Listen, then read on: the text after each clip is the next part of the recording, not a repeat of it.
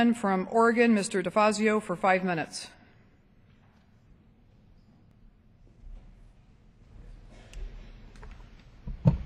Mr. Speaker, today I rise as a member of the Safe Climate Caucus to talk about an important new report on climate change.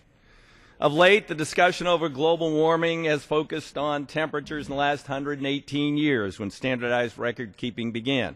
Primarily, the best and most comprehensive research on temperatures has gone back only as far as 2,000 years. Climate change deniers have complained these studies have been short-sighted.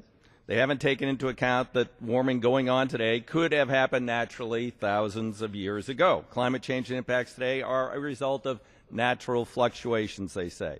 There is some scientific basis to that claim. Variations on how the Earth is tilted in its orbit around the Sun make for a pattern of planetary warming and cooling phases over thousands of years. During some phases, the Earth heats up, others it cools down.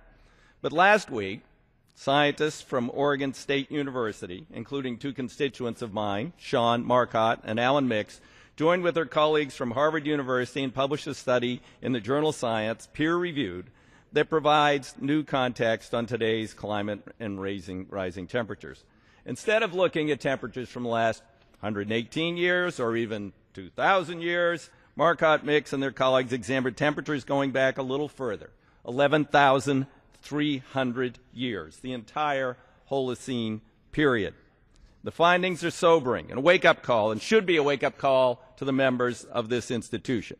We already knew the Earth is warmer than it was over much of the last 2,000 years. That's been confirmed by a mountain of scientific evidence. But thanks to the work of Marcotte, Mix, and their colleagues, we know it's warmer on Earth presently than over much of the past 11,300 years. In fact, we've experienced almost the same range of temperature change over the last 100 years, coinciding with the invention and widespread use of engines and turbines powered by fossil fuels, as over the previous 11,000 years of Earth history. I want to repeat that for emphasis. Rising temperatures over the last century have been greater than the temperature increases over the previous 100 centuries combined.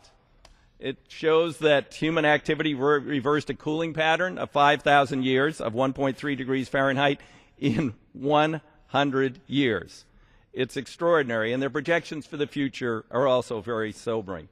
You know, climate deniers are kind of running out of excuses. They said 118 years, not enough, 2,000 years, not enough.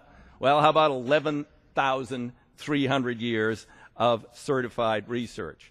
They say it's biased by region. This was done in 73 sites around the entire planet. We've heard about solar insulation. Well, according to this claim, we should be now at the bottom of a long-term cooling trend. Whoops, that's not happening.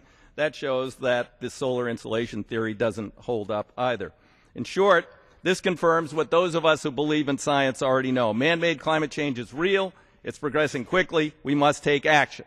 But that's not happening in the House of Representatives. During the last Congress, House Republicans voted 53 times to block action on climate change. Time and time again, they voted to know nothing and do nothing.